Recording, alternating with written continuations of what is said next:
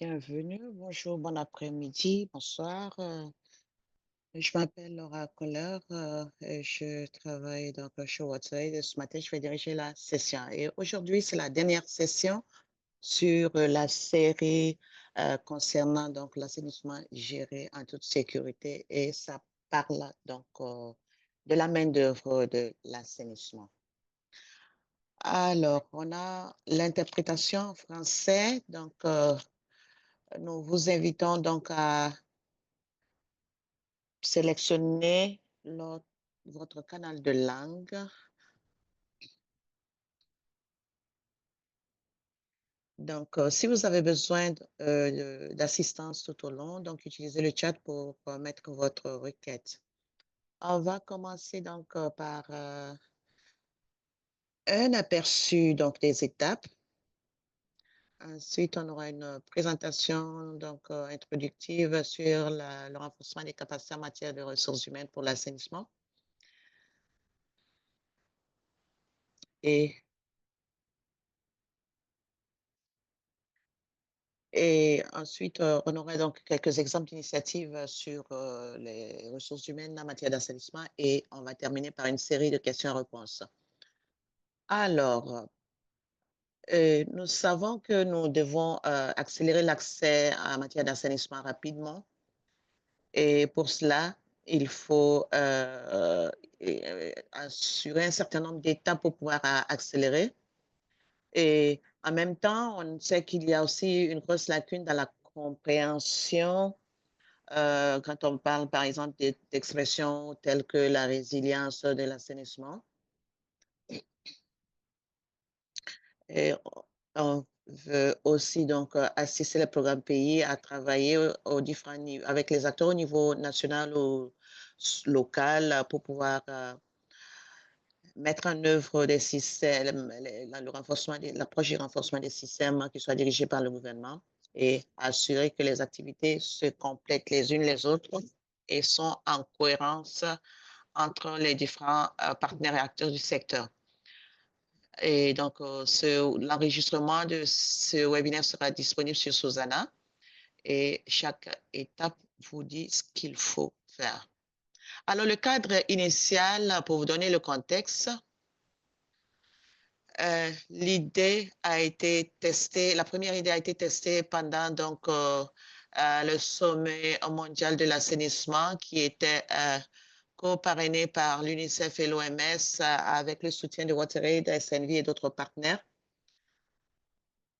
On avait donc des représentants de plus de 25 pays et ils ont discuté donc des défis rencontrés dans leur propre plan d'action. Et au-delà donc des personnes qui ont participé à l'année passée, donc cette année, on a lancé une série de webinaires qui pour inclure beaucoup plus de personnes du secteur afin de pouvoir partager ces connaissances avec ces personnes. Et la session d'aujourd'hui porte sur le renforcement des capacités en matière de ressources humaines. C'est important en tant qu'étape parce que cela sous-tend tous les aspects en fait d'un système fort. Tout d'abord, il nous faut que les gens s'y intéressent et travaillent donc dans le domaine de l'assainissement et donc prennent des postes dans le secteur de l'assainissement.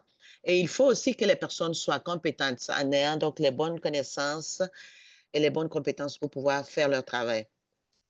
Et on sait que l'assainissement est complexe et donc s'il n'y a pas il faut donc que les gens disposent des compétences en fonction de leur poste. Et il y a aussi que, comme on pouvait le voir ici, hein, il y a les travailleurs de l'assainissement fournissent des différents niveaux de services tout au long de la chaîne d'assainissement. Donc, il y en a par exemple la mise en place, la vidange, et il y a différentes fonctions aussi telles que la réglementation, la conception. ainsi que on a aussi donc le développement des capacités. Ces personnes-là, on les appelle donc les fournisseurs en matière de capacité. Et le suivi des systèmes est important aussi, pas juste sous l'angle de il n'y a pas que le fourniture de services. Donc, cela sous-tend en fait la qualité du service rendu. Cela dit, je vais passer la parole à Andinaka de UNICEF pour nous donner plus de contexte avant qu'on ne passe à nos présentateurs. Donc, Andy, à vous la parole. Bonjour, merci Laura, bon après-midi, bonsoir à tout le monde. Et je m'appelle Andrew Naragot de l'UNICEF et je suis spécialisée donc dans l'assainissement gérant toute sécurité. Et merci à tous et à toutes de nous avoir rejoints. Diapo. Alors, on va commencer par les lacunes à l'échelle mondiale. On va commencer avec les données du glace parce que c'est un bon point de départ pour comprendre où où en est la situation pour nous aider à orienter nos interventions. Et donc, le dernier rapport du GLAS, ce qui est affiché ici, cela, en fait, approfondit donc la situation. Et cela va au-delà de l'assainissement. Il ne se contente pas juste de la fourniture des services, mais s'intéresse à toutes les fonctions de la chaîne d'assainissement. Diapo. Alors, pourquoi est-ce que la main-d'œuvre en matière d'assainissement est suffisante? La réponse est non, parce que 22% donc, des pays ont signalé qu'il y a 75%, ils disposent de plus de 75% des ressources humaines nécessaires pour pouvoir les fonctions clés donc, en matière d'assainissement. Cela inclut donc la planification, les politiques, le suivi, l'évaluation, la réglementation. Et il ne s'agit pas que de rôle technique, ça contient donc toute une variété donc, de compétences et de capacités telles que la mobilisation communautaire, et les services sociaux et des économistes pour des questions telles que la fixation des tarifs ou la réglementation. Et je me rappelle que euh, oh, euh, dans, dans le secteur de l'eau, avec le départ des acteurs du secteur, c'est-à-dire des compétences du secteur, ils ont travaillé toute une série en fait de travailleurs sociaux pour pouvoir soutenir donc dans le travail. 33% des pays disposent de plans ou stratégies nationales d'assainissement. Cela veut dire que 2 tiers des pays manquent d'un plan pertinent pour pouvoir développer tout ce qu'il faut pour l'assainissement. Et pour pouvoir, il faut donc plus d'efforts pour pouvoir mettre à l'échelle les services d'assainissement parce que sinon, on va avoir donc une approche très fragmentée qui ne va pas permettre en fait de renforcer le secteur. Et il y a 24% en fait des pays qui disposent de suffisamment de professionnels et cela inclut donc les services connectés et les services non connectés. Donc, en fait, il faut qu'on investisse en fait dans la formation pour le futur des services en investissant dans la formation et l'éducation maintenant. Sinon, on va être confronté donc à des défis en matière de capacité sur le long terme. Est-ce qu'il y a des mesures en place pour protéger donc les travailleurs de la santé et la sécurité des travailleurs de l'assainissement? 73% donc des pays ont signalé disposer de politiques et de plans qui incluent des mesures pour la protection des travailleurs de l'assainissement, ce qui est une bonne nouvelle. Mais comme on le sait tous, hein, les politiques sur le papier ne garantissent pas de leur application. Donc, il faut donc l'application. Et 68% donc ont signalé donc disposer de euh, législation et de réglementation pour assurer la santé et la sécurité des travailleurs de l'assainissement. Depuis donc les services de vidange jusqu'aux stations de traitement. Et la majorité, en fait, de ces réglementations et législations s'appliquerait beaucoup plus, en fait, aux services, en fait, conventionnels plutôt qu'aux services traditionnels. Et 31% ont dit qu'ils disposent donc d'autorités de réglementation qui, en fait, mettent en œuvre des mesures de protection minimales pour les travailleurs de l'assainissement en milieu rural, en milieu urbain, pardon. Alors, quand on demandait, on a posé des questions concernant donc, les mesures opérationnelles au pays. Et tout d'abord, les premiers pays ont dit disposer donc de dispositions concernant la liberté d'association. Donc, c'est un droit fondamental, la liberté d'association. Ensuite, 50%, cela est 17 et ça veut dire que la majorité d'entre ces personnes-là peuvent être donc des employés informels, non déclarés. Et comme vous le savez, un emploi informel, c'est donc des salaires bas et pas de protection sociale.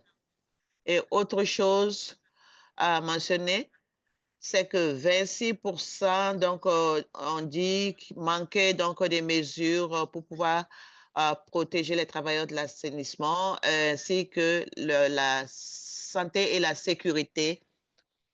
Et, et vous voyez que un quart des pays, dans un quart des pays, le mot sûreté n'est même pas mentionné. Cela crée en fait une sous-évaluation ou une dévalorisation systémique de l'assainissement, du travail de l'assainissement. Alors, pourquoi est-ce que ces lacunes persistent? Vous verrez ici que le USA Wash Pulse a conduit donc une étude entre mars et octobre 2022 qui a vérifié donc les ressources humaines de l'assainissement pour pouvoir fournir les services d'assainissement rural durable et avec un focus sur l'assainissement autonome. Et ils ont se sont focalisés sur un certain nombre de questions telles que les lacunes qui empêchent l'assainissement, le secteur de l'assainissement et de l'hygiène de réaliser donc l'accès universel. Ensuite, les méthodes utilisées pour développer les capacités donc, de la main-d'œuvre. Maintenant, je vais passer à la méthodologie et cette diapo vous donne un aperçu des pays d'Afrique et d'Asie où l'étude a intervenu. Donc, donc, il y avait aussi donc, une série de données précédentes de glace. Il y a eu des interviews donc des formateurs clés ainsi que d'autres partenaires des centres de formation. Donc, on va regarder les défis qui ont été identifiés dans l'évaluation. D'abord, on a l'insuffisance des données sur l'assainissement au niveau des capacités, des besoins de capacité. Et ensuite, il y avait donc un manque de données désagrégées sur les ressources humaines, dans la description des postes, les titres, ainsi qu'un cadre de compétences. Donc, il y a une très faible capacité à ce niveau. Deuxièmement, dans tous les pays, l'assainissement et l'hygiène n'étaient pas tout simplement pas priorisés dans les secteurs et dans les institutions auxquelles ils appartiennent. Et l'assainissement, par exemple, peut se retrouver distribué sur deux départements ministériels. Donc, ça peut être au niveau de la santé publique, la protection sociale, le ministère de l'eau et de l'assainissement. Et cela crée des défis en soi-même. Et cela fait qu'il n'y a personne, en fait, qui prend en charge réellement les questions d'assainissement. Et donc, quand on se retrouve dans une situation où tout le monde se bat pour avoir accès aux ressources limitées, il n'y a personne donc, qui parraine réellement l'assainissement. Et il y a aussi donc les mauvaises conditions de travail. Et la fonction, en fait, du travail de l'assainissement n'est pas du tout attractive sur le marché du travail à cause des mauvaises conditions de travail.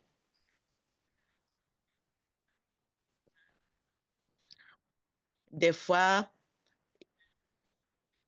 il y a un effet, en fait, de distorsion de la part donc, des partenaires au développement, des programmes de développement qui n'aident pas, en fait, les conditions de travail dans le secteur. Il y a aussi donc des disparités en matière d'âge et de genre, ce qui rend le secteur de l'assainissement encore plus informel. Et il y a aussi la faible attraction et la stigmatisation persistante du fait de travailler dans le secteur de l'assainissement.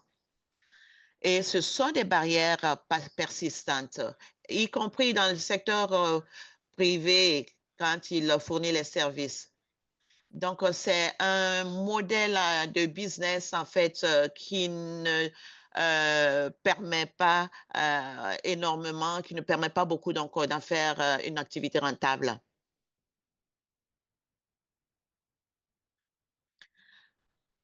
Voici un exemple donc d'initiative donc des travailleurs de l'assainissement et ici euh, et la déclaration du problème, c'est que les travailleurs de l'assainissement fournissent un service essentiel public, mais souvent au coût de leur dignité, de leur sécurité, de leur santé et de leurs conditions de vie. Diapo. Et l'initiative for Sanitation Workers a été créée par une coalition d'organisations dont vous voyez la liste ici. Et elle avait pour objectif, en fait, de soutenir l'inclusion des droits des travailleurs de l'assainissement dans l'agenda politique au niveau national et local et aussi bien des gouvernements que de la société civile. Deuxièmement, influencer donc euh, que le WASH et la main-d'œuvre des secteurs euh, euh, euh, assure les droits des travailleurs de l'assainissement et que cela soit intégré dans le suivi et dans la mise en œuvre donc, du travail du secteur. Ensuite, soutenir des initiatives de recherche et produits, et donner des produits qui vont permettre en fait d'aborder ces questions de lacunes-là. Et le numéro 5, c'était en fait l'insuffisance en fait de la disponibilité de main-d'œuvre diplômée dans le secteur. Et ce qui provient du fait qu'il y a peu de formation dans ce domaine-là. Et donc, il faut ces compétences-là pour pouvoir créer une fertilisation en fait dans ce secteur. Et quand il y en a, les coûts sont élevés et il y a aussi une faible opportunité d'apprentissage ou de développement professionnel dans le secteur. Et il est important de savoir qu'il y a eu beaucoup de recommandations suite à cette étude et nous allons vous inviter à regarder certaines de ces recommandations pour pouvoir les inclure dans vos programmes, vos plans et stratégies pour pouvoir traiter les questions de ressources humaines dans la chaîne de l'assainissement. Donc, c'était pour vous donner un aperçu rapide des lacunes provenant donc des études, de cette étude à l'échelle mondiale. Je vous retourne la parole, Laura. Merci, Andrew. il y a aussi d'autres observations, le renforcement des capacités, donc qui va souvent de pair avec la formation. On va donc voir dans les présentations suivantes comment est-ce qu'on peut aborder ces questions, traiter ces questions de capacité à travers d'autres types d'initiatives pour pouvoir améliorer les services offerts sur le terrain continuellement. On va passer maintenant à notre premier présentateur, ou la première présentatrice, qui est Marietta Lisiasari, qui est donc Urban Development Strategy spécialiste au programme pays de l'UNICEF Indonésie. Ita, vous avez la parole. Merci Laura. Bonjour, bon après-midi, bonsoir. Depuis l'Indonésie, je m'appelle Marietta. Je suis spécialiste au WASH. Et aujourd'hui, je suis ravie de partager avec vous notre expérience sur le traitement de la question des ressources humaines pour pouvoir accélérer donc les progrès en matière d'assainissement géré en toute sécurité. Donc, juste pour vous donner le contexte, actuellement, donc en Indonésie, la réalisation de l'assainissement géré en toute sécurité est assez difficile pour le moment. Nous sommes à quelques années donc de 2030 et en 2024, on était à moins de 10%. Donc, il y a beaucoup de travail à faire encore et on espère réaliser 30% d'ici 2029 et la compréhension du travail, la portée du travail nécessaire pour pouvoir y arriver est importante.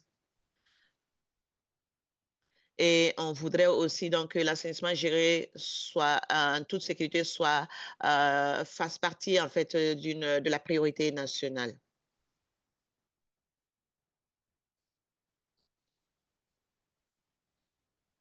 Donc l'assainissement géré en toute sécurité fait partie donc de et qui a un impact sur la santé et l'environnement. Et donc, il y a eu beaucoup de défis auxquels le gouvernement a été confronté.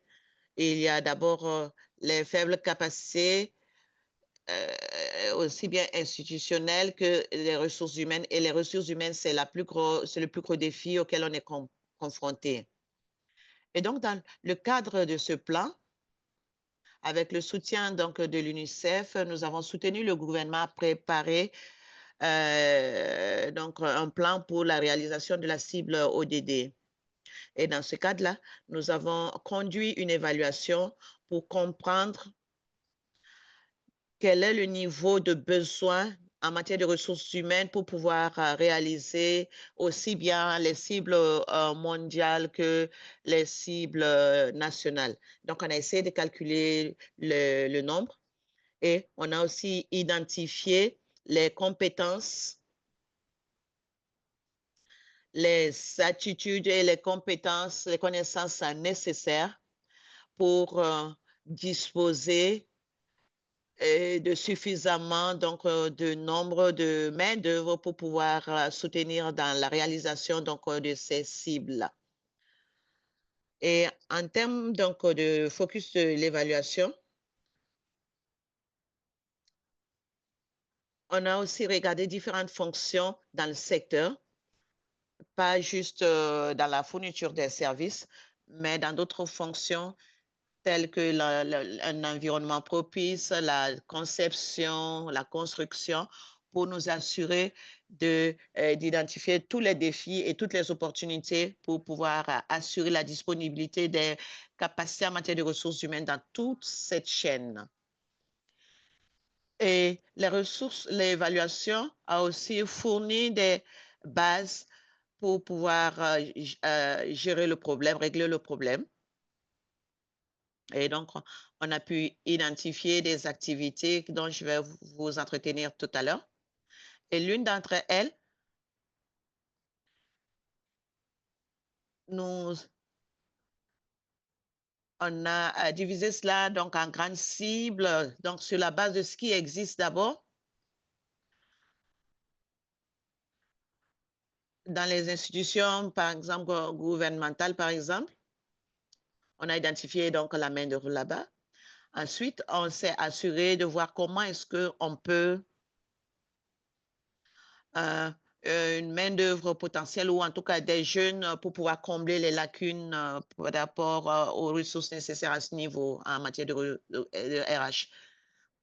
Ensuite, il y avait aussi donc l'amélioration des capacités donc des personnes qui étaient déjà sur place. Et donc, on a essayé de voir comment est-ce qu'on peut améliorer les modules, des modèles de facilitation en fait d'apprentissage entre pairs. Cela permet non seulement d'accroître la connaissance, mais cela facilite également le soutien technique entre pairs. Donc, l'objectif, c'est donc non seulement d'accroître la connaissance, mais d'assurer que le changement peut s'opérer.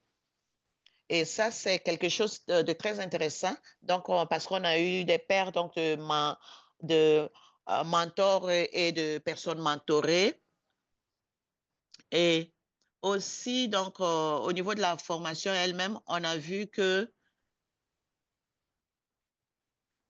le déroulement de la formation elle-même était importante. Donc, on a travaillé avec un centre de formation et le gouvernement sur comment est-ce qu'on peut améliorer le curricula de formation. Et donc, par exemple, quand on,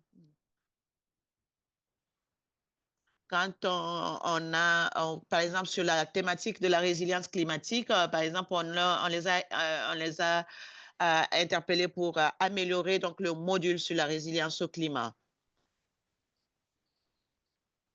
Étant donné qu'il y avait donc beaucoup de lacunes en matière de RH, nous sommes dit qu'il fallait beaucoup plus d'efforts pour pouvoir attirer davantage de personnes, surtout les jeunes, au métier du secteur.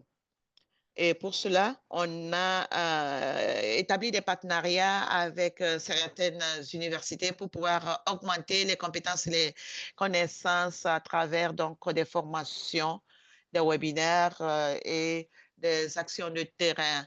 Et, et avec ce partenariat, nous espérons qu'on pourra combler le déficit pour nous permettre d'avoir des compétences et les connaissances nécessaires dans le secteur. Et maintenant, pour ce qui concerne l'attractivité, nous avons essayé donc d'augmenter l'exposition de ces jeunes-là à travers l'innovation en matière d'assainissement et bien sûr aussi les défis qui sont inhérents à cela. On les a aussi exposés au rapport Reports. Alors, nos réalisations.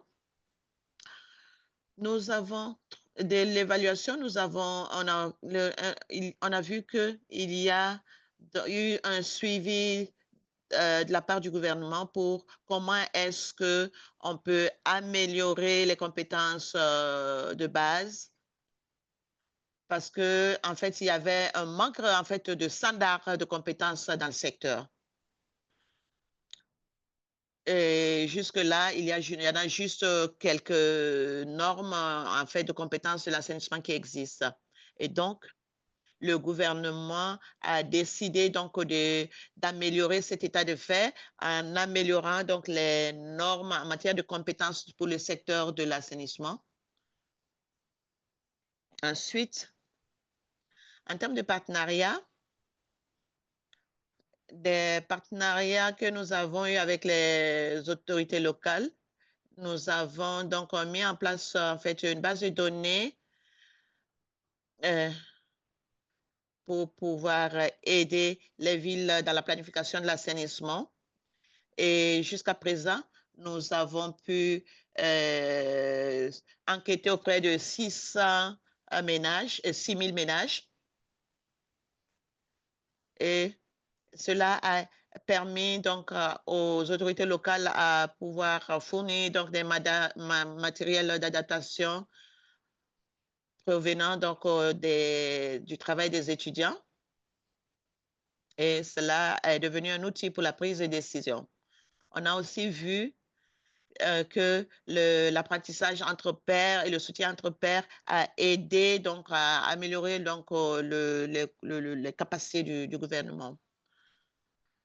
Ensuite, malgré donc ces réalisations, nous sommes toujours confrontés à quelques défis dans les initiatives pour pouvoir améliorer les ressources humaines.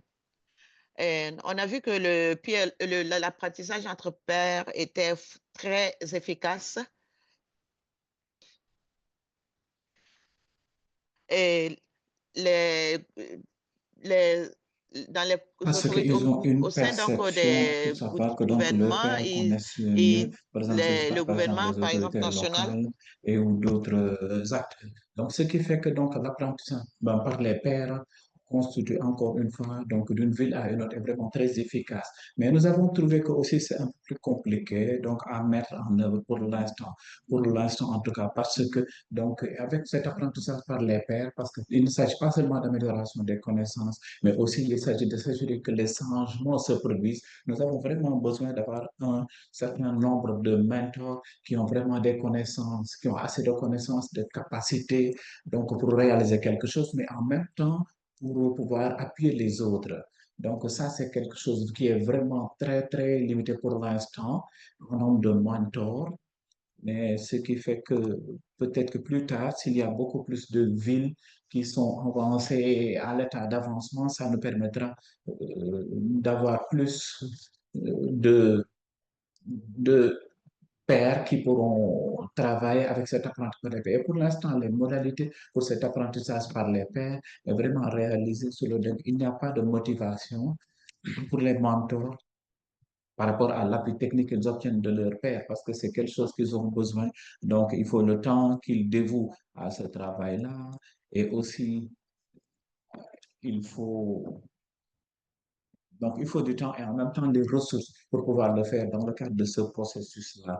Donc là, c'est quelque chose vraiment qu'on a trouvé et qui est plus ou moins constitué un défi pour l'instant pour qu'on puisse le réaliser et le mettre à l'échelle. Aussi, je pense que donc un autre défi auquel on fait face dans le renforcement des ressources humaines est le fait que donc la nature du secteur lui-même. Donc, comme on l'a dit un peu plus tôt, ça se passe aussi au niveau de notre pays. Les emplois liés à l'assainissement sont vraiment moins, ne sont pas très attractifs pour les jeunes à cause de cette perception, à cause aussi donc des salaires qui sont faibles, le manque de sécurité, ainsi de suite. Et les dimensions. Donc vraiment, c'est comme l'a dit Andy, c'est vraiment quelque chose qui constitue un défi pour nous. On est en train de se battre pour améliorer l'attractivité donc de ce secteur en tant que tel pour que les jeunes puissent y adhérer, puissent le joindre. La prochaine diapositive, s'il vous plaît. Donc là, c'est ma dernière diapositive sur voir un peu quels sont les points essentiels de réflexion. Je pense que donc l'évaluation des ressources humaines est vraiment importante et il est important de préparer les ressources humaines et avoir un plan pour voir un peu comment améliorer les ressources humaines euh, de façon beaucoup plus stratégique. Donc là, c'est vraiment très important. Mais pas seulement cela, mais par rapport aux pays comme nous qui sommes toujours en train de nous battre pour améliorer, donc, pour faire en sorte que le secteur soit considéré comme prioritaire dans le cadre au niveau des décideurs politiques de haut niveau. Je pense qu'il y a une évaluation qui est importante de ces ressources humaines et donc à savoir un peu les besoins en ressources humaines qu'on peut appeler les opportunités d'emploi qui peuvent être créées. Mais ça aussi donne des preuves vraiment très importantes sur comment l'assainissement, le secteur de l'assainissement peut contribuer au développement économique, donc en forme de création d'emplois. Je pense que ça aussi fait partie du plaidoyer. Et c'est quelque chose qui se passe aussi au niveau de notre pays et nous utilisons donc le momentum, donc par exemple les réunions ministérielles sur l'eau et l'assainissement universel pour tous en 2022 et c'est quelque chose qui est vraiment pour nous très important, un moment très important, une bonne opportunité pour qu'on puisse soulever ces questions-là et avoir un peu le profil du secteur. Et nous avons aussi trouvé qu'il y a vraiment différentes méthodologies, différentes initiatives pour l'amélioration des ressources humaines. Mais je pense qu'il y a aussi différents objectifs qui peuvent nécessiter la mise en place de différentes méthodes. Par exemple, si vous voulez améliorer les connaissances, donc ce sera, l'approche sera différente par rapport au moment où on veut s'assurer d'une bonne mise en œuvre avec des actions réelles. Donc, avec ces différents objectifs-là, il faudrait certainement différentes approches qui soient utilisées. Et aussi, donc, la troisième réflexion, je pense, est l'alignement entre l'offre et la demande qui est très importante, pas seulement en termes d'effectifs, en termes de nombre, mais encore une fois, pour s'assurer qu'on ait assez de ressources humaines compétentes et en nombre suffisant. Par exemple, s'assurer que pour les curriculums donc, sont vraiment alignés sur les besoins. Et le dernier point, encore une fois, va au-delà donc des ressources humaines en tant que telles, en tant que problème, mais porte aussi le secteur, mais voir un peu comment on peut renforcer l'attractivité donc du secteur des emplois WOS pour être sûr qu'on puisse avoir beaucoup plus de personnes, de jeunes qui vont venir travailler dans ce domaine. Je pense que ça, c'est très important pour nous. Maintenant, je me finis la parole. Merci beaucoup. C'était vraiment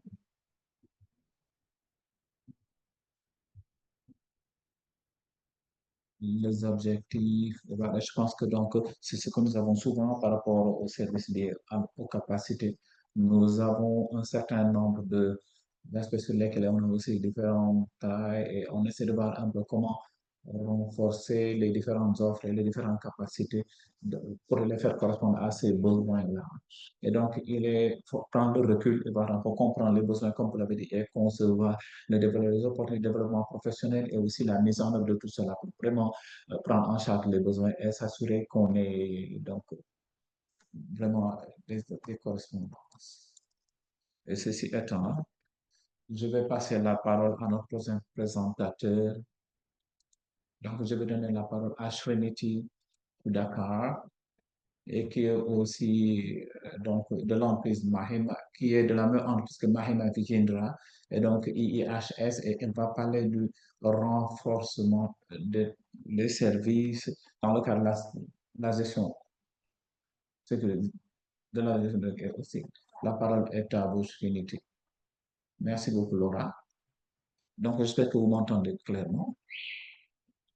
Oui, donc, bonjour à tous. Je suis Trinity Sadara et je travaille dans un institut au niveau de l'Institut. Donc, je suis avec mon collègue à la Mahima, l'Institut indien des développements des humains. Et donc, les aperçus donc, pour le développement de personnes, des ressources humaines dans le cadre de l'assainissement. Et donc, là, avec le SSP, donc, on travaille dans le renforcement de la gestion de la version de bout de vidange. On va parler donc le renforcement des capacités des agents étatiques et deuxièmement, sur les apprentissages donc, au niveau des institutions et de pouvoir par rapport au système de gouvernance. Donc, tout d'abord, par rapport au contexte, il faut donc, comme dans beaucoup de pays en cas de développement, donc Tamil Nadu est un État au sud de l'Inde, donc qui renforce le système des égouts et ainsi que les objectifs de développement, même s'il y a beaucoup de données au niveau du pays qui soulignent que donc, la plupart des ménages, la plupart de la population dépendent de l'assainissement sur site, donc avec donc ou bien des fosses septiques ou bien un système de collecte des bouts de vidange. Mais en 2014, le gouvernement de Tamil Nadu, les autorités ont reconnu qu'il est vraiment important pour la gestion donc, des bouts de vidange, donc ils ont développé des outils politiques pour la gestion de ces bouts de vidange. Donc en 2016, on peut voir que donc, on a un programme PNSI qui a été lancé donc, par le gouvernement, surtout pour mettre en œuvre la gestion des bouts de vidange pour le renforcement des capacités. Donc, pour pouvoir le faire au niveau de l'État de Tamil Nadu, on a un programme qui est appuyé par la Fondation Bill and Melinda Gates. Et l'objectif primaire de ce programme est de mettre à l'échelle la gestion des bouts de vidange au niveau de Tamil Nadu et aussi ISH, donc à travers avec l'unité de soutien technique avec le gouvernement pour pouvoir le mettre en œuvre au niveau du pays. Prochain diapo.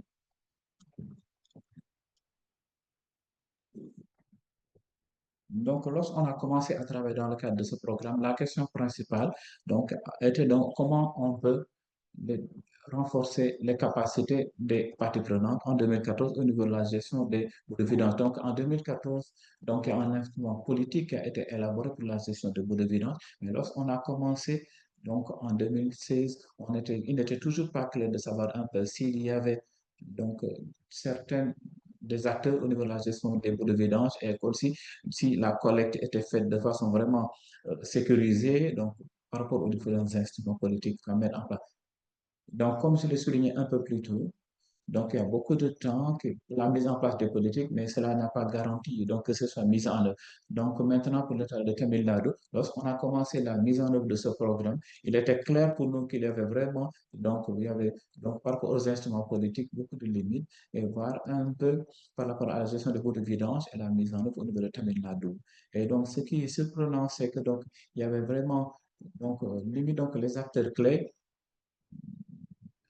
donc, on n'avait pas assez de capacité pour le renforcement de ceci au niveau des parties prenantes gouvernementales. Donc, la première intervention était de renforcer les capacités donc, des différentes parties prenantes gouvernementales pour qu'elles soient en mesure de pouvoir assurer donc, une mise en œuvre effective et efficace. Donc, pour pouvoir renforcer ces capacités-là de ces acteurs, donc, des acteurs ont été utilisés, donc des programmes vraiment très larges qui permettaient de s'assurer que, donc, quelle que soit l'intervention qui serait réalisée, donc, que ce soit mis à l'échelle, donc que ce ne soit pas limité, mais que ça soit vraiment mis à l'échelle, donc avec les autres, et que ça soit vraiment institutionnalisé, donc pour faire partie de ce programme-là. Donc, on a adopté deux approches. Une première approche orientée vers le système. Voilà, lorsqu'on a passé d'une approche axée sur les systèmes, le plan était de faire le lien par rapport à tous les renforcements de capacité, toutes les formations, toutes les initiatives par rapport à la mise en œuvre. Donc, et aussi s'assurer qu'on puisse, les interventions de renforcement des capacités, donc, correspondent à ces acteurs-là qui en avaient besoin.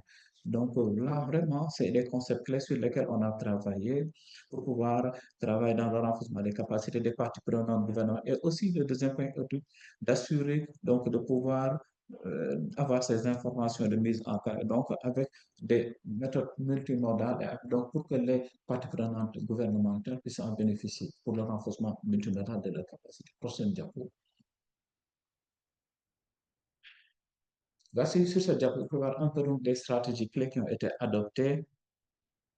Donc, d'abord, pour le renforcement des capacités des agents du gouvernement. Donc, il faut regarder vraiment, il y avait très peu de connaissances. Donc, la première initiative que nous avons menée, donc, c'est l'exposition, des visites d'exposition. Donc, on a pris les agents du gouvernement pour aller un peu sur le site pour voir les expériences. Donc, ce sera au niveau du pays, mais pas seulement au niveau, mais donc au niveau internet pour voir un peu qu'ils puissent voir un peu sur les pour voir un peu les FSM ont été vraiment gérés et aussi faire en sorte qu'il y ait une certaine crédibilité au niveau de ces agents de gouvernement.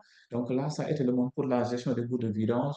On a fait en sorte que les agents de gouvernement puissent avoir donc, le même système au niveau de l'État terminal. Et donc ça a été donc le programme de sensibilisation qui a été mis en œuvre, donc de sorte à pouvoir avoir la gestion des bouleversements au niveau des agents de gouvernement. Et ça, c'est la deuxième idée. Une fois qu'on a renforcé la crédibilité et interviewé des personnes, donc, et on s'est assuré de pouvoir faire en sorte que la formation sur le renforcement des capacités soit beaucoup plus ciblée. Quand je dis ciblée, les formations ciblées par rapport à l'atteinte de nos objectifs, mais aussi basées sur les interventions sur le. Pour vous donner juste un exemple, des formations ou données. Dans le cadre des programmes, lorsque nous avons commencé à construire donc, les installations donc, de gestion des bouts de vidange, donc il y avait été prévu dans le cadre des programmes. Donc en même temps, les officiers étaient formés sur comment concevoir ces systèmes-là.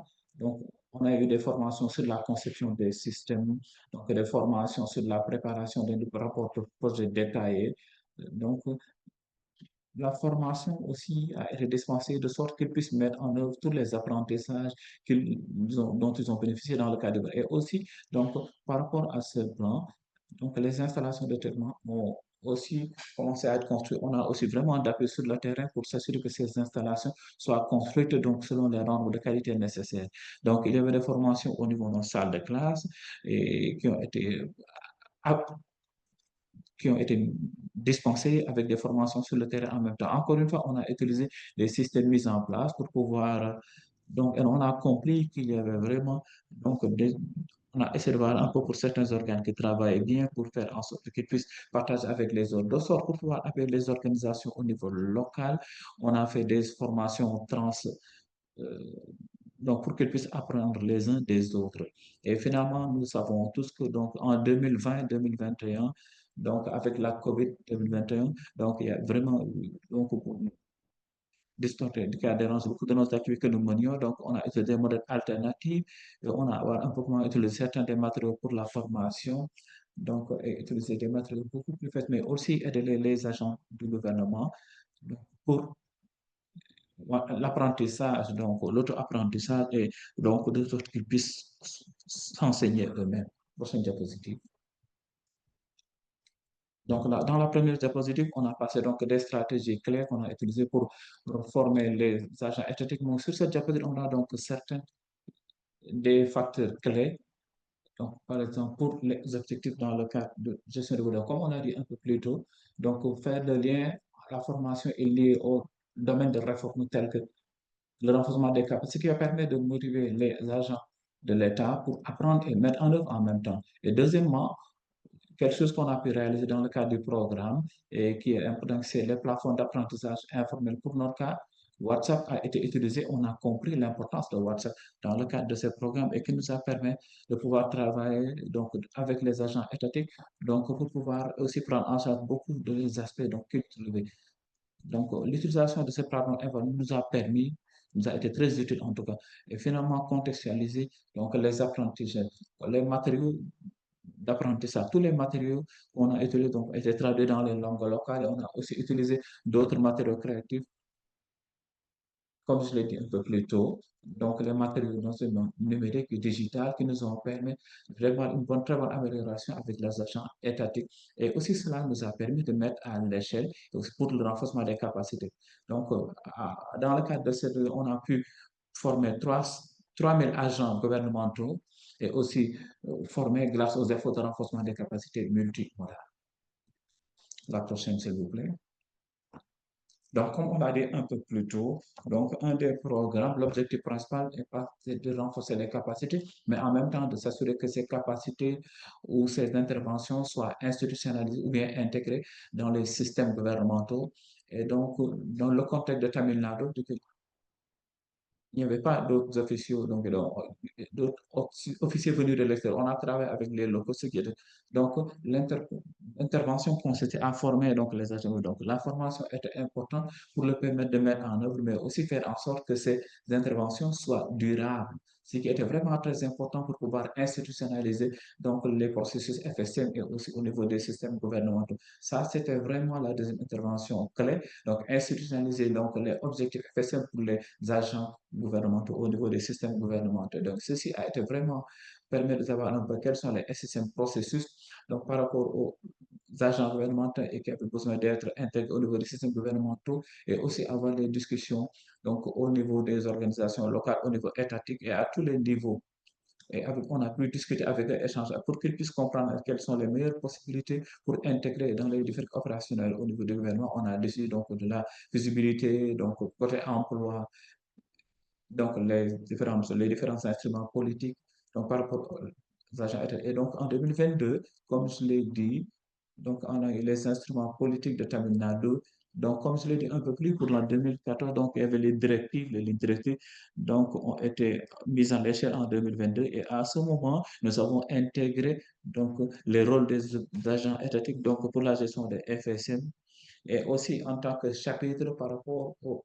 Donc, être vraiment, c'est pour s'assurer que le gouvernement en 2023 sera en mesure et aussi à travers les autorités au niveau de Tamil Nadu. Encore une fois, donc en 2023, le gouvernement a pris l'initiative de préparer donc un circulaire pour les besoins, la gestion des besoins au niveau local pour la gestion des FSM et aussi faire en sorte qu'en 2023, que tous les autres locaux puissent gérer les FSM donc au niveau de la ville.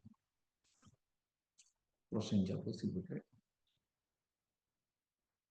Donc, par rapport à ces interventions, vous pouvez voir un peu sur la diapositive que donc il y a différents challenges auxquels, les défis auxquels on a fait part. Tout d'abord, donc le premier, c'est que donc le faire en sorte que les États gouvernementaux définissent les FSM donc comme priorité, donc ils n'avaient pas un mandat officiel. Donc dans le cadre du programme au niveau de Tamil Nadu, il y a beaucoup de problèmes qui se sont été soulevés. Et donc pour commencer le programme, il n'y avait pas vraiment de mandat formel parce qu'il était difficile de pouvoir les engager.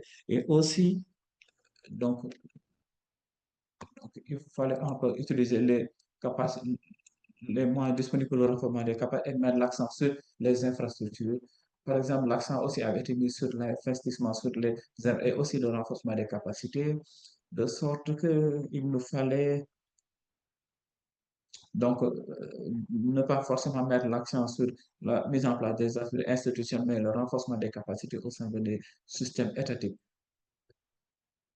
Donc, on a utilisé un peu les officiers seniors et à travers ces officiers seniors pour qu'ils puissent adhérer et aussi mettre en place leur engagement pour qu'ils s'engagent. Et donc, ils nous ont permis à vraiment mettre en place cet engagement. La deuxième difficulté, c'est que vous savez, il y a certains des officiers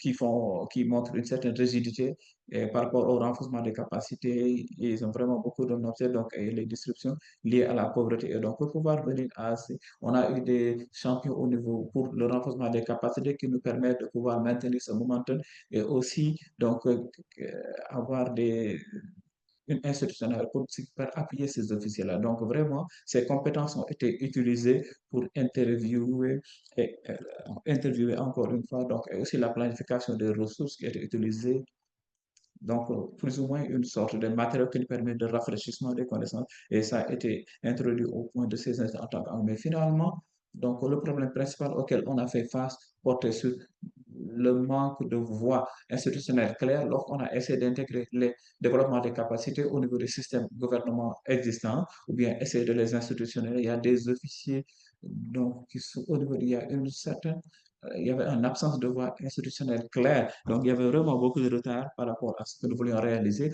pour l'institutionnaliser. Et donc, il y avait vraiment des allers-retours avec le gouvernement pour pouvoir comprendre les agents, pour voir un peu ce sur quoi le gouvernement était en train de travailler et aussi le processus en tant que tel qu'on voulait mettre en œuvre. Et avant de pouvoir développer donc, la partie co-faisabilité, donc il y avait beaucoup de temps qui était écoulé.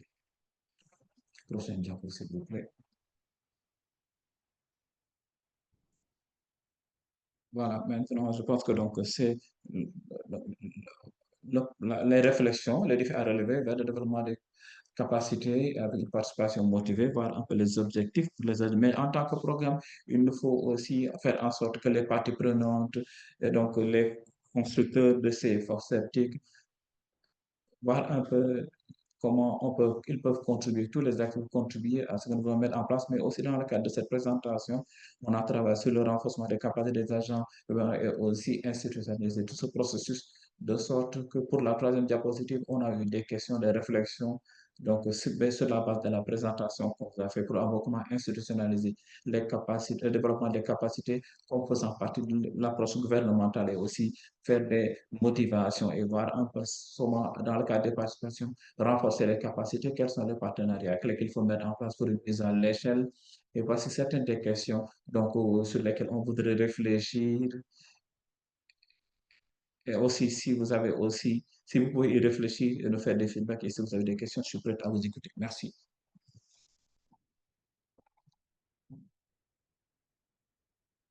Si vous avez des questions, nous avons quelques minutes pour des questions et réponses et ce sera encore peut-être serré, mais on va essayer en tout cas de le faire, de le réaliser.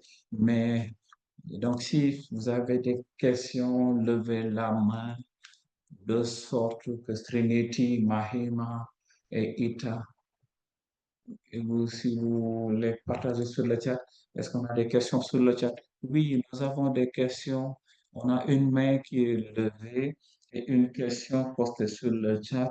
Donc, sur le chat, nous avons une question de Henemin Sowa qui posait la question de savoir pendant la présentation de ITA, avoir un peu plus de détails sur comment ils ont transcendé les capacité du personnel de gestion ou est-ce qu'ils ont eu un appui de certaines organisations pour le faire?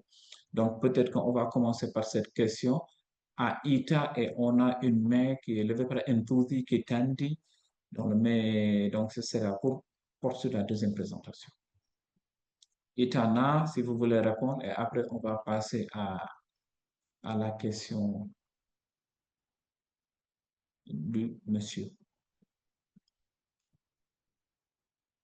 Est-ce que vous m'entendez? Oui. Merci beaucoup pour la question. Comment améliorer, renforcer les capacités du personnel de gestion avec notre appui? Oui, en fait, présentement, le gouvernement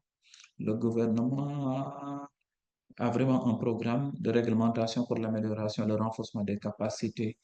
Euh, donc, du- à travers le ministère des Travaux publics, ils ont un programme pour l'amélioration, pour le renforcement des capacités des autorités locales, des collectivités locales selon les différents districts. Donc, ils sont vraiment invités donc, au niveau de centres de formation pour pouvoir participer aux formations qui y sont dispensées. Et au-delà de cela, actuellement, en fait, les autres ministères aussi donc, fournissent, travaillent sur différentes modalités pour l'amélioration des capacités à travers, par exemple, la mise en place de plaidoyer sur les événements d'apprentissage, de sorte que les gens, toutes les villes, tous les districts puissent partager leur expérience, leurs connaissances, et les uns peuvent apprendre des autres, et les villes peuvent apprendre des autres villes aussi. Fondamentalement, il y a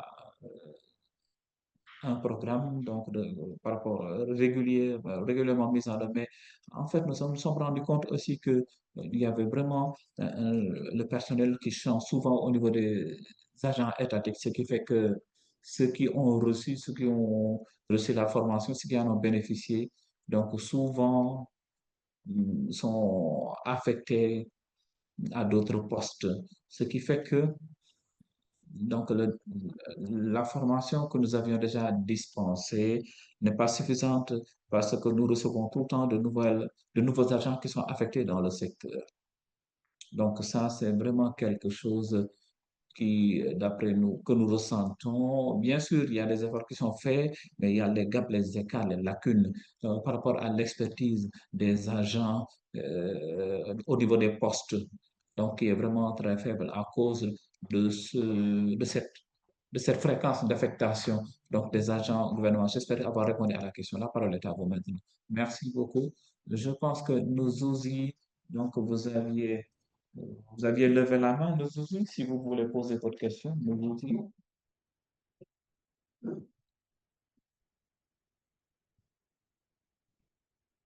Donc, il y a une autre question. Donc, sur le chat, s'il vous plaît, levez la main si vous avez d'autres questions que vous voulez poser sur le chat. Bien, levez la main si vous avez des questions.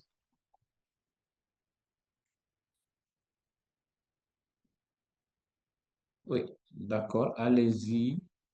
Nous aussi, allez-y.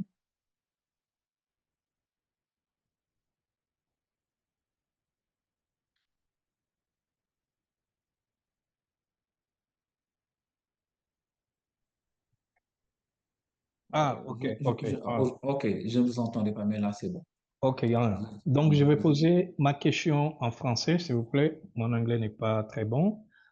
C'est concernant la présentation des l'Inde. C'est Madame Sudhakar. Concernant l'institutionnalisation des agents qui travaillent dans le secteur WASH. Je voudrais bien savoir quels sont les défis, oui, qu'ils ont rencontrés, parce que je sais bien que le processus est en cours. Nous avons essayé de le faire chez nous ici en Angola. Donc, le défi est très, très majeur concernant surtout leur rémunération, parce qu'il faut qu'ils soient insérés dans le système gouvernemental. Et cela n'a pas été facile malgré, disons, l'appui des partenaires. Maintenant, quelle est l'expérience de l'Inde, s'il vous plaît? Nous sommes très, très intéressés pour savoir et essayer de l'appliquer ici. Merci.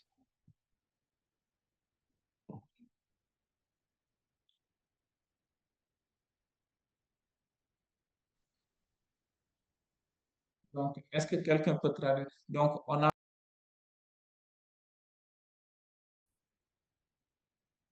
il parlait de l'expérience de l'Angola, donc où c'était vraiment un défi par rapport à l'institutionnalisation, donc particulièrement, vous savez, euh, par rapport aux salaires qui sont payés, la rémunération donc qui est faite donc pour les agents gouvernementaux qui constituent, il voudrait savoir un peu, en avoir un peu plus sur l'expérience de l'Inde par rapport à cela. Donc voilà, une réponse rapide parce que le temps est écoulé. Donc malheureusement, on n'a pas pu arriver à ce niveau-là de renforcement des capacités par rapport au salaire et rémunération. Donc, on n'a vraiment pas pu y arriver parce que, en fait, donc, le système institutionnel est vraiment très complexe. On essaie de faire ici, c'est de voir en sorte, par rapport à ce qui est existant. Donc, on essaie de baser sur l'existant. Donc, et l'écosystème était vraiment pas.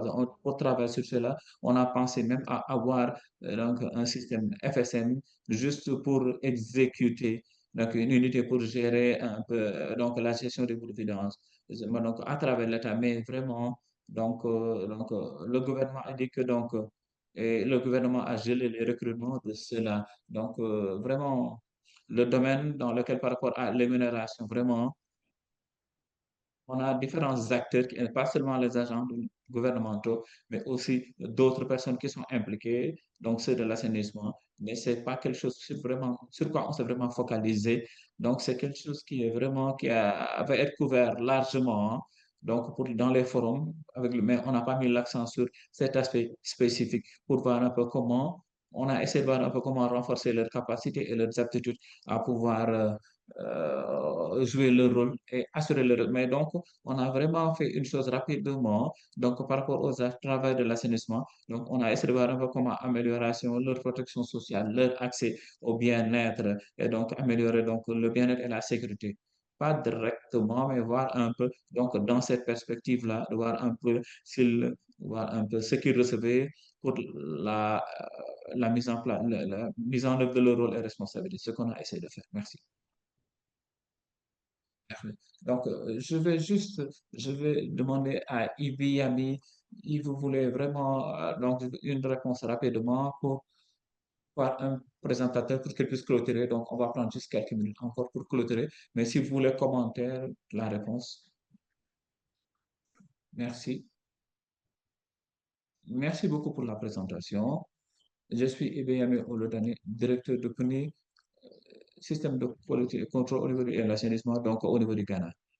Donc, je pose la question de savoir. Nous avons le partenariat dans l'assainissement au niveau du ministère, au niveau de sur mon département, et on est en train de voir un peu donc la possibilité de partenariat au niveau du département, avec le département ministériel pour voir un peu le renforcement des capacités donc des agents au niveau de notre département.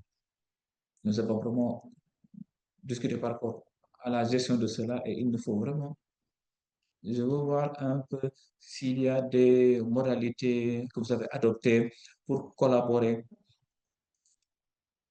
lorsque donc, au niveau du ministère, donc pour le renforcement des capacités au niveau du ministère, au niveau des agents du ministère. Merci. Donc, est-ce que quelqu'un peut répondre ou commenter? Je ne suis pas sûr d'avoir bien compris la question. Je vais peut-être répéter pour être sûr que je l'ai bien compris. Donc, est une question qui t'appelle un peu comment avoir le partenariat au niveau national, au niveau étatique pour le renforcement des capacités. Est-ce que c'est ça la question? Est-ce que c'est la question que vous avez posée? Je voudrais clarifier.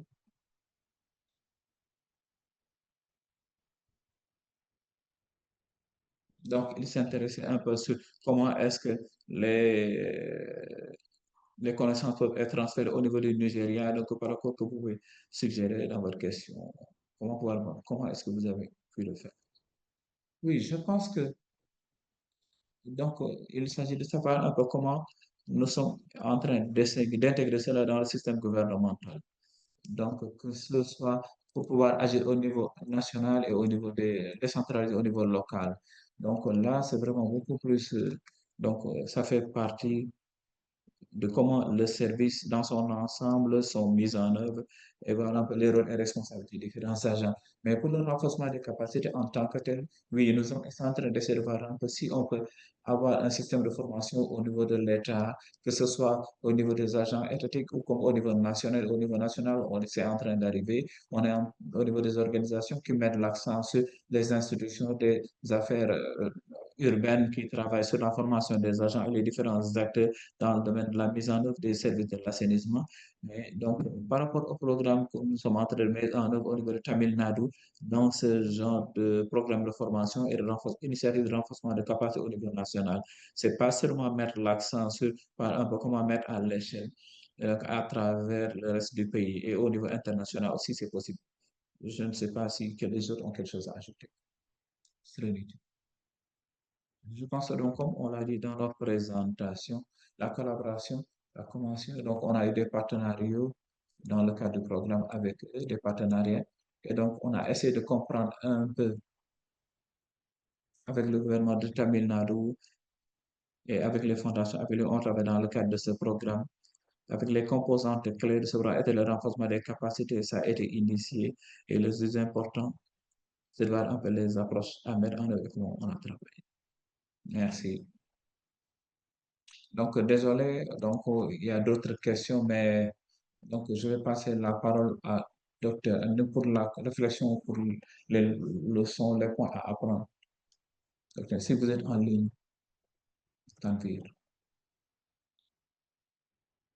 Merci beaucoup. Donc, j'espère que vous pouvez m'entendre, m'entendez.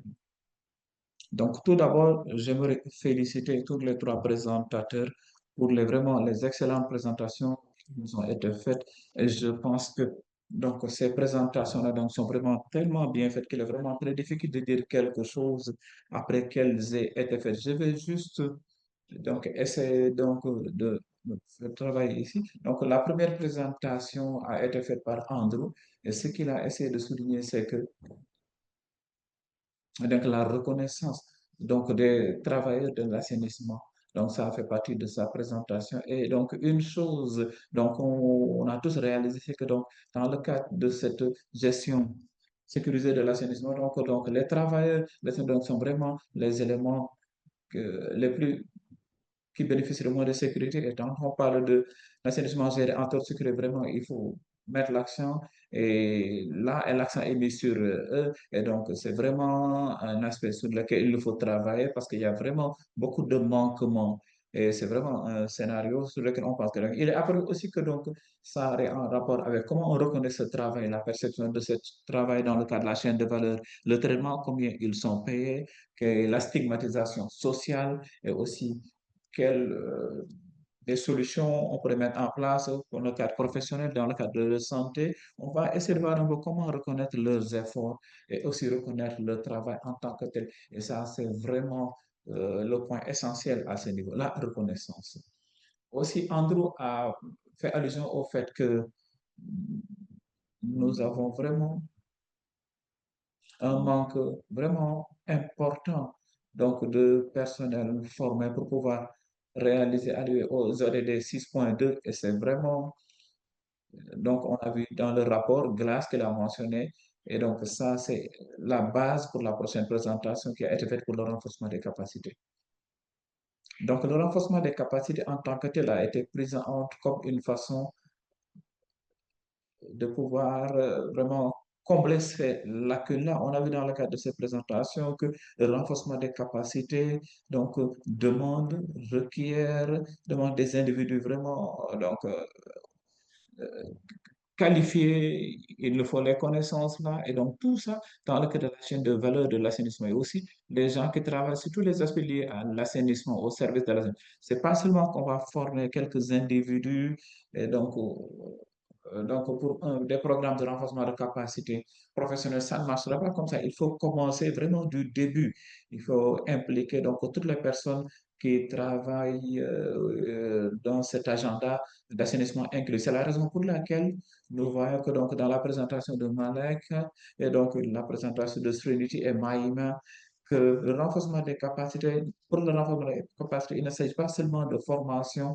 Donc, il y a un certain nombre d'activités, à commencer par l'apprentissage par les pairs, comme on a vu, les programmes de formation en Inde et aussi donc les programmes de jumelage entre villes, les partenariats avec les universités avec lesquels ils travaillent avec les jeunes étudiants aussi, avec lesquels ils essaient de travailler. Et aussi, il est question de renforcement des capacités et qui demande des visites aussi, des positions, des programmes de sensibilisation, la formation, l'apprentissage numérique. Donc, par exemple, au niveau de Tamil Nadu, et aussi un aspect très important, et donc l'appui dont ils ont besoin donc pour les opérateurs, et c'est donc pour les aider à concevoir l'installation, la mise en place, ainsi de suite. Il faut vraiment faut voir que cette notion-là, les efforts de renforcement des capacités, ce développement de renforcement des capacités est un aspect qui comprend tous ces points-là. Il nous faut aussi faire de notre mieux, faire le majeur pour pouvoir réduire les lacunes, le gap et renforcer les efforts de renforcement des capacités pour pouvoir arriver à un développement professionnel donc, par rapport à toutes ces activités. Une chose aussi donc, qui a été soulignée, c'est que même si on sait un peu leur capacité qu'il faut renforcer, comment le faire et que faire, il y a toujours des défis auxquels on fait face. Et donc, ils ont été vraiment très bien soulignés dans les présentations de l'Indonésie et aussi pour le cas de Tamil Nadu.